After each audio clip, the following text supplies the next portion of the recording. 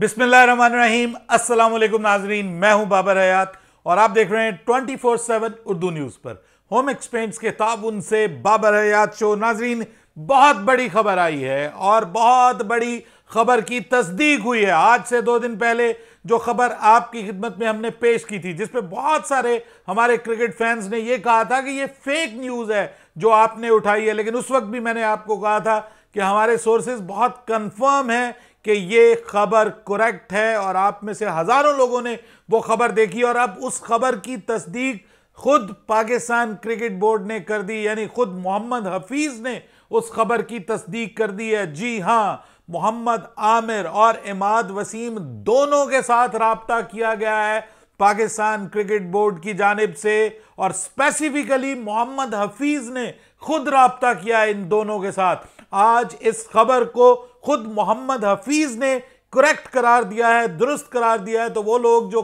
हमें कह रहे थे कि आप फेक न्यूज उठाते हैं, उनको शर्म करनी चाहिए, पहले खबर को देखना चाहिए, जांचना चाहिए और फिर अपनी राय देनी चाहिए। आज मोहम्मद हफीज ने हमारी उस खबर को एक बार फिर दुरुस्त करार दिया और एक बार फिर यह साबित हुआ कि आपका ये 24/7 उर्दू न्यूज, आपका ये भाई गलत खबर कभी इंटेंशनली आप तक नहीं पहुंचाता और हमेशा कोशिश करते हैं कि आप तक सही और सच्ची खबर पहुंचे।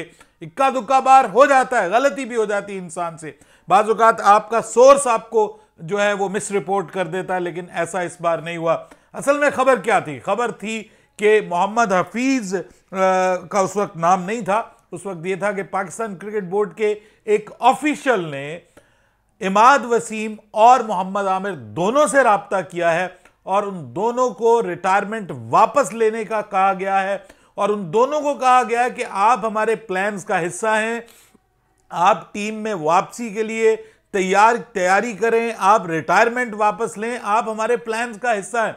अब इस हवाले से जो है वो मुकम्मल तफसील उन्होंने बताई है। मोहम्मद हफीज ने आज प्रेस कॉन्फ्रेंस की। ऑस्ट्रेलिया जाने से पहले ये पाकिस्तान का आज आखिरी प्रैक्टिस डे था। आज पाकिस्तान की टीम लाहौर में प्रैक्टिस करती हुई नजर आई और उसके बाद आज मोहम्मद हफीज प्रेस कॉन्फ्रेंस में आए और जब उनसे इस हवाले से बात की गई तो फिर उन्होंने सारे का सारा मामला जो है वो खोल कर रख दिया। देखिए, आपके ये इल्म में है कि मोहम्मद आमिर के हवाले से हम बहुत अरसा से बात कर रहे हैं कि मोहम्मद आमिर को टीम का हिस्सा बनना चाहिए, उनको रिटायरमेंट वापस लेनी चाहिए और यही शिकवा किया जाता था मोहम्मद आमिर की तरफ से कि जी मुझसे राब्ता नहीं किया जाता। अब मैं आके फिर से नए सिरे से जो है वो मैं आके कहूं कि जी मुझे जो है वो डोमेस्टिक खेलूं, आके अपने आप को प्रूव करूं और फिर मुझे मौका मिले, तो वो मुझसे नहीं होता। अगर आप मुझे वाइल्ड कार्ड एंट्री देना चाहते हैं, डायरेक्ट टीम में एंट्री देना चाहते हैं, तो मुझसे राब्ता किया जाए, मैं इस हवाले से सोचूंगा। ये उन्होंने कई बार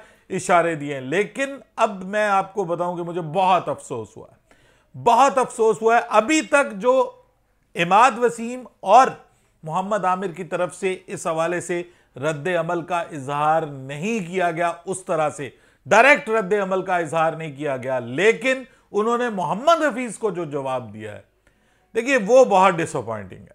अगर आप मोहम्मद आमिर के फैंस हैं और अभी भी बेशुमार लाखों मोहम्मद आमिर के फैंस हैं जो मोहम्मद आमिर से रिक्वेस्ट कर रहे होते हैं कि Aamir please come back, Aamir अपनी रिटायरमेंट वापस ले लो, अब उसमें एक इमाद वसीम भी शामिल हो गया। तो सबसे पहले मैं आपको इमाद वसीम के साथ उनका जो राब्ता हुआ है और जिस तरह से इमाद वसीम ने डिसअपॉइंट किया है रिटायरमेंट लेके, मैं जो बकौल मोहम्मद हफीज के ये एक बंदे का पॉइंट ऑफ व्यू है, लेकिन ये बात कंफर्म हो गई कि पीसीबी के ऑफिशियल ने इन दोनों से रिटायरमेंट वापस लेने के हवाले से बात की थी।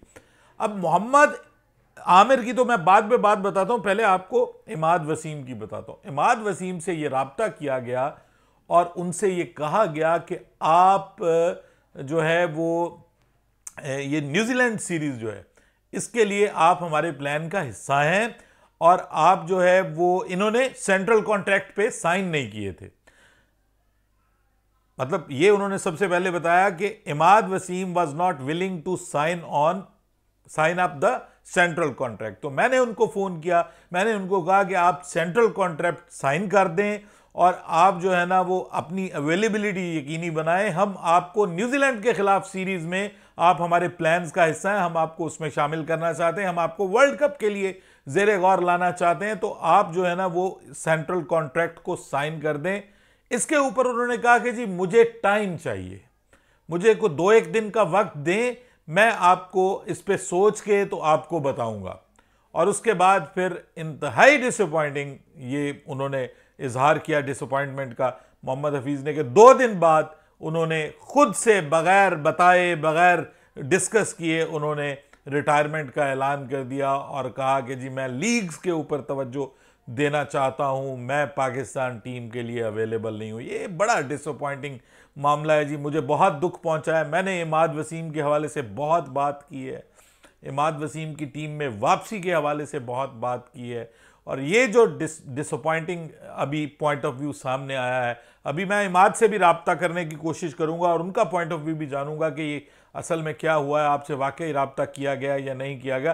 लेकिन यहाँ पे मोहम्मद हफीज़ जैसा एक डिसेंट आदमी है, ऑब्वियसली उनकी एक अपनी वैल्यू है, उनकी एक फेस वैल्यू है, वो एक बड़े डिसेंट के अलावा बड़े साफ सुथरे क्रिकेटर रहे हैं, सही बात करने वाले, दबंग बात करने वाले। अब उनकी जानिब से जो बात सामने आई है, ये अब आपको मैंने पूरी कहानी बता दी और उन्होंने कहा कि उसके बाद अगले दिन उन्होंने रिटायरमेंट का ऐलान कर दिया और ये सारा सिनेरियो। इस सारी सिचुएशन में मुझे आप ये बताइए कि ये कसूर किसका है, ये किसका कसूर है, ये आपने मुझे कमेंट्स में बताना है। क्या ये पाकिस्तान क्रिकेट बोर्ड का कसूर है, क्या ये मोहम्मद हफीज़ का कसूर है? वो तो उन्होंने तो राब्ता किया, उन्होंने तो उनको वर्ल्ड कप की ऑफर भी की। क्या ये सिर्फ कप्तानी की वजह से कि उनको कप्तानी नहीं मिली और उस कप्तानी ना मिलने की वजह से ये फैसला किया है इमाद वसीम ने? अगर ऐसा है तो ये बहुत डिसअपॉइंटिंग है, क्योंकि बतौर प्लेयर उनकी बड़ी वैल्यू थी, पाकिस्तान के लिए उनकी बड़ी वैल्यू थी। राशिद लतीफ़ तक ये कह चुके हैं कि उनको रिटायरमेंट वापस लेनी चाहिए। वो पाकिस्तान के इस वक्त अच्छे स्पिनर्स में से एक हैं, बल्कि सबसे अच्छे स्पिनर अगर कहा जाए तो गलत नहीं होगा। और फिर बैटिंग का प्लस एज, पाकिस्तान को बड़ा नुकसान पहुंचाया है जी इमाद वसीम ने।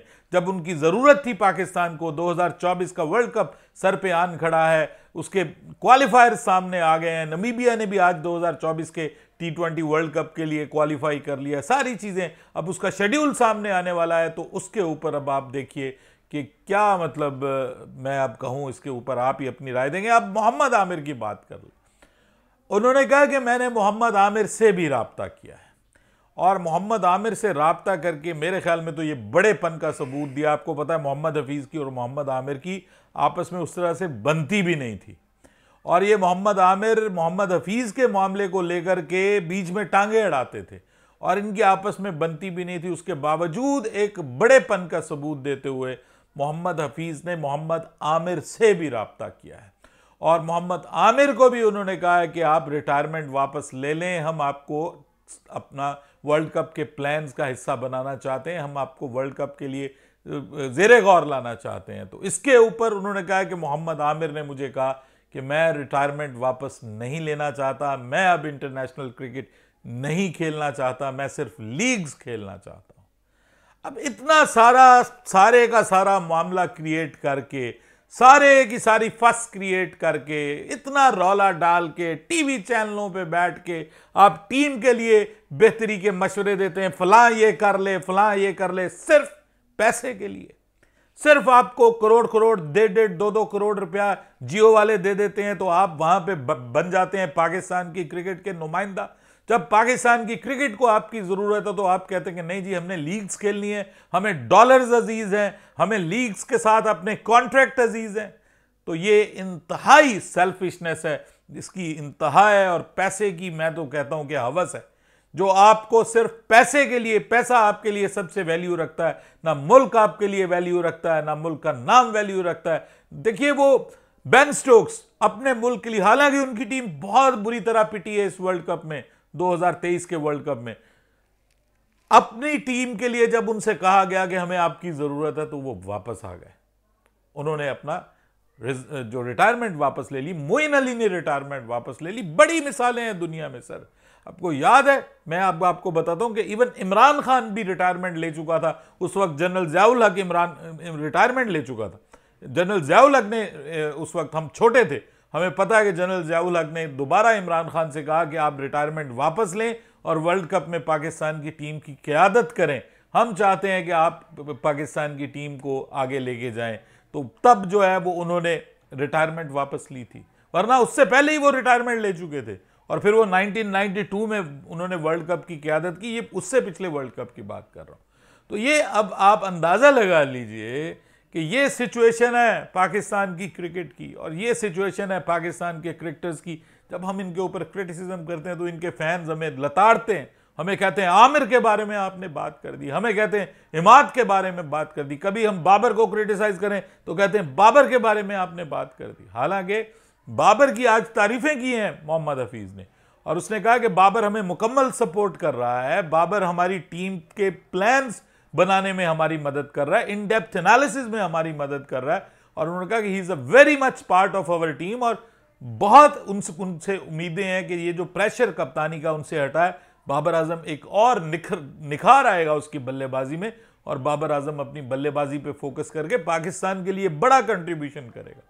तो एक तरफ वो ये बातें हो रही हैं, ऊपर से जब हम थोड़ा सा क्रिटिसाइज करते हैं तो लोग हमें कहते हैं जी तुम गलत कहते हो, तुम झूठ कहते हो। जो होना था वो हो गया। अब देखिए, मैं आपको बताऊं कि मुझे तो ऐसा लगता है कि आमिर ने भी जब रिटायरमेंट ली है ना, तो उसको रिटायरमेंट पे मजबूर नहीं किया गया। उस वक्त भी वो एक सिंपैथी लेने का तरीका था। आमिर उससे पहले ही रिटायरमेंट लेने का फैसला कर चुका था, इंटरनेशनल क्रिकेट से उससे पहले ही रिटायरमेंट लेने का फैसला कर चुका था। आमिर ने ये नहीं किया। पीसीबी इसमें मुझे अब लगता है कि कसूरवार नहीं है, ये ऑलरेडी प्लान था, एक उसको वजह बनाया गया। अब हु नोज के, आपको क्या पता कि कोई खुद अच्छी बॉलिंग ना कर रहा हो, इस वजह से कि मुझे ये बाहर निकालेंगे, मैं इसके ऊपर स्टैंस लूंगा और उसके बाद मैं क्रिकेट छोड़ दूंगा। वरना कितनी बार, 2 बार ऐसा हो चुका है कि उनसे राब्ता किया गया। एक बार आपको पता है वसीम खान जो हमारे साबिक एमडी थे, वो इसके घर गए थे और इसको कहा था कि तुम रिटायरमेंट वापस लो। मतलब this chapter should be close now.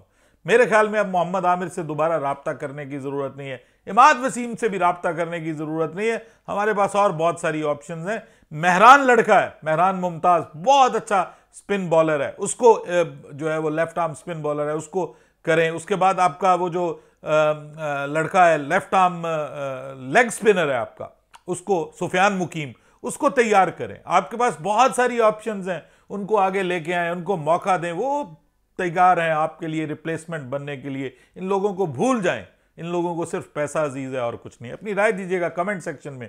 Babar हयात को इजाजत दीजिएगा। अल्लाह हाफिज।